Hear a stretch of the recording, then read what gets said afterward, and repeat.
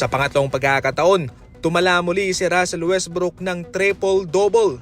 Dahil dyan mas lalo pang umiinit sa ngayon ang usapin patungkol sa starting point guard kung mapapalitan ba niya itong si Jamal Murray. Naging importanteng malalaro na sa ngayon itong si Russell Westbrook para sa Denver Nuggets and lately malalaki ang kanyang impact at heto nga ang kanyang tinatalang numero sa huling tatlong laban nila.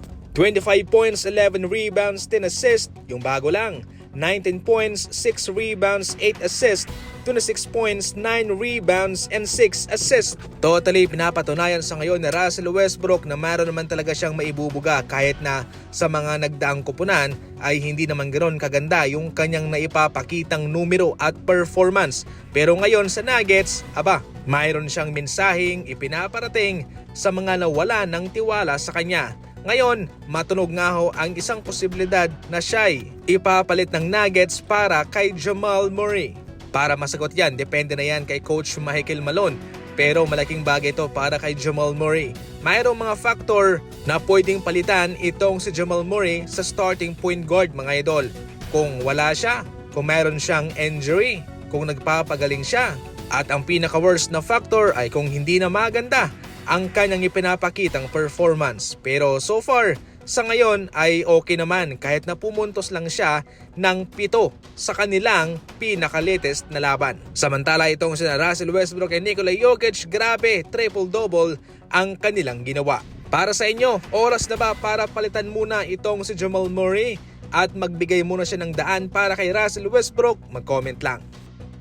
Noong off-season, lumapit ang Chicago Bulls sa Golden State Warriors patungkol kay Zach LaVine. Subalit ang Golden State mga idol ay nag-aalangan pa na mag-trade para sa kanya dahil yung kanyang nagagawa lamang sa isang kupunan ay ang scoring. Wala siyang depensa at wala rin naman siyang playmaking. Ang mga ganyang katangian ay crucial sa Golden State Warriors sapagkat yan mismo ang kanilang kinakailangan. Kaya sa ngayon, sa bigat pa ng kanyang kontrata, mukhang mahihirapan na ang Golden State Warriors mga idol.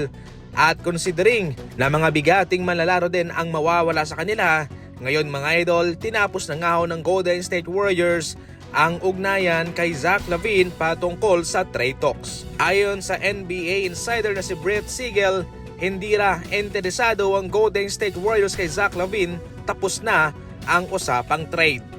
Nagreklamo na si Paul George sa 76ers na siya'y naboboringan na sa kanyang papel bilang center sa 76ers. Itong si Paul George ay naglalaro sa posisyong guardia, shooting guard o small forward.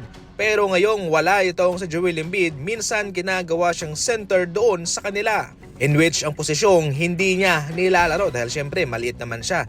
Kaya sa ngayon siya ay naboboringan na at yan mismo ang kanyang reklamo sa Sixers. Mataas ang ekspektasyon kay Paul George sa Sixers at mataas rin ang ekspektasyon sa team na ito. Subalit sa pagsisimula pala ng NBA season, sila'y tinatad na ng mga injury at mapahanggang sa ngayon ay patuloy silang nag-i-struggle. Yung team na inaakala ng lahat na magiging sakit sa ulo para sa Boston Celtics ngayon ay nasa ibaba. Lumalaban para man lang makapasok sila sa playoff.